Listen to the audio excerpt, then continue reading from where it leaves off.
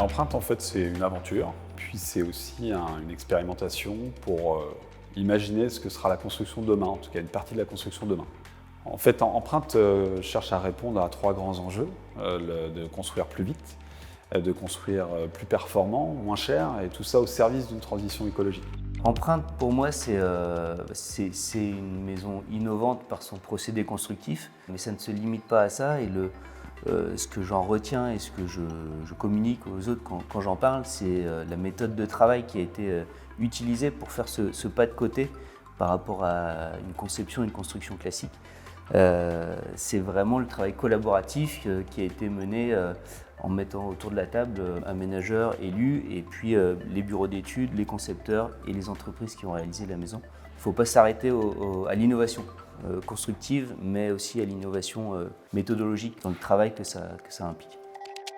Je pense que cette maison, c'est la plus belle du quartier et que cette maison, elle questionne beaucoup d'a priori ou de clichés sur l'habitat individuel pour montrer la richesse en fait, qu'on peut offrir à ce genre de projet.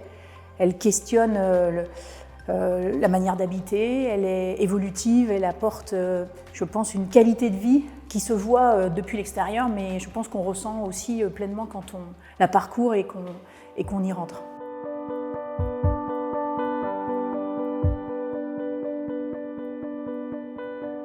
Quand je parle d'empreinte, je présente ça comme un projet innovant, comme un labo, comme un test, comme un premier test, parce qu'on a testé beaucoup de choses sur un seul et même chantier.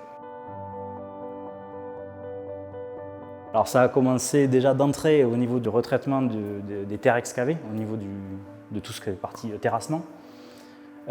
Aussi au niveau de notre cœur de métier, qui est le gros œuvre, les fondations, le dallage de la maison, on a aussi utilisé, alors non pas des techniques particulières, mais par contre des matériaux différents, avec des bétons décarbonés et des granulats qui ont été fabriqués à base de déchets recyclés, ce qui est une première, ça n'avait jamais été fait non plus nulle part.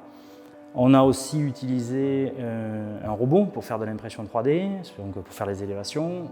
On a testé aussi une mousse faite avec une partie de bouteille en plastique recyclée. On a fait aussi muter notre métier. On a fait travailler nos maçons différemment. On leur a fait faire d'autres choses. C'est une autre façon de construire un petit peu. C'est repenser sa façon de construire actuelle. Parce qu'aujourd'hui, on sait faire des bâtiments de toutes les façons possibles en fait. Tout a été étudié, tout a déjà été fait. La priorité, c'est l'environnement, côté écologique. Essayer de respecter plus l'environnement déjà en recyclant les déchets et en pouvant s'en servir justement derrière. D'habitude, on maîtrise tellement tout dans le secteur du bâtiment, les ingénieurs structures maîtrisent tout ce qu'ils font. Et là, sur le projet Empreinte, on est sur quelque chose qui génère des points singuliers partout. Parce qu'on se retrouve avec plusieurs technologies qui vont œuvrer sur un même bâtiment. Et du coup, il va falloir faire en sorte que toutes ces différentes techniques, toutes ces différentes technologies puissent se matcher et puissent se relier les unes aux autres.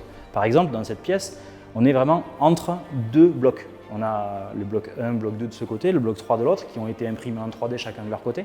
Et entre les deux, on a toute une partie charpente avec des épines bois, avec des grandes baies vitrées de part et d'autre. Et en fait, c'est ça qui fait le lien entre les deux autres parties structurelles du bâtiment. Là, comme ça, une fois que c'est fini, bon, c'est quelque chose qui ressemble à une maison, mais quand on doit relier tout ça ensemble, qu'on doit en plus derrière être attentif à l'étanchéité à l'air, à faire en sorte que structurellement tout ça se tienne, qu'on doit faire des reprises entre les différentes parties de l'édifice, là du coup ça se complique beaucoup. Et tout ça, ça se traite, pour essayer d'anticiper au maximum, ça se traite en amont, ça se traite pendant la phase étude. La manière de construire et les solutions sont arrivées pour nourrir le projet en conception. Et c'est en ça que la démarche participative collaborative, qui a intégré aussi bien des solutions peut-être de rendu de seconde œuvre, dès la conception du projet, c'est-à-dire dès son esquisse, on a pu, je pense, déployer la créativité en même temps que trouver une place pour chacune des propositions qui étaient faites autour de la table. On a mis tellement d'innovation dans cette maison que ce que moi j'appelle des briques technologiques, des petites choses, tout ça mis bout à bout, ça a créé Empreinte. Et on est capable de récupérer ces briques technologiques pour les déployer ensuite sur d'autres chantiers. C'est-à-dire que là, c'était le labo, on a testé. Et ensuite, là, par exemple, sur des bétons décarbonés ou des granulats recyclés ou d'autres types d'innovations, ça nous a permis de créer de nouveaux partenariats et aussi nous a permis de lancer auprès de nos équipes l'innovation, de leur expliquer ce qu'on faisait, comment on le faisait et ensuite d'y aller progressivement sur les chantiers conventionnels. C'est super intéressant parce que c'est des choses qu'on n'a pas l'habitude de faire. Donc, forcément, on ne sait pas comment c'est fait, on est intrigué, quoi. On a envie de savoir à quoi ça sert, pourquoi mettre cet élément ici, pourquoi faire de cette façon-là. Surtout que là, ça a été vraiment poussé dans le détail, donc ça donnait envie de s'y intéresser, quoi.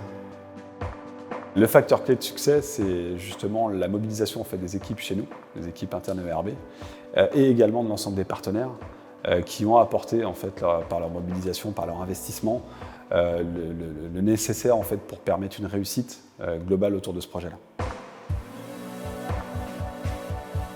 On imagine déjà le coup d'après par cette innovation constructive.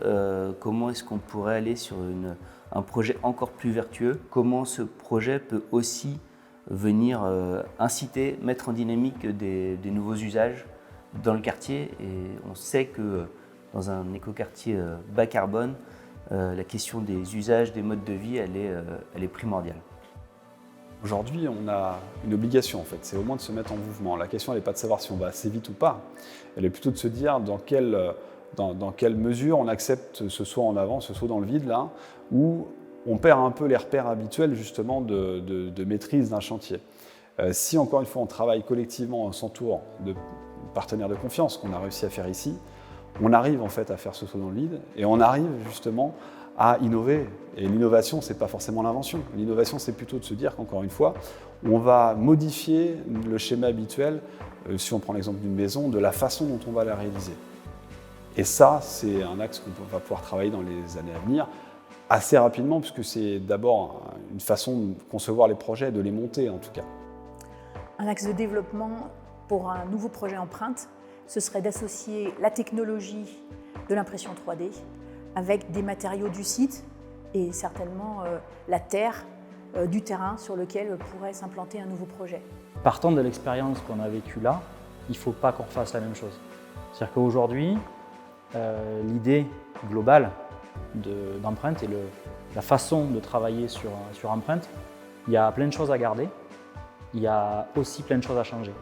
Pour aller encore plus loin, faire encore plus performant et réussir à franchir un cap de plus. Je crois que ce serait une erreur de refaire un Empreinte 2. Le prochain ne doit pas être un Empreinte 2.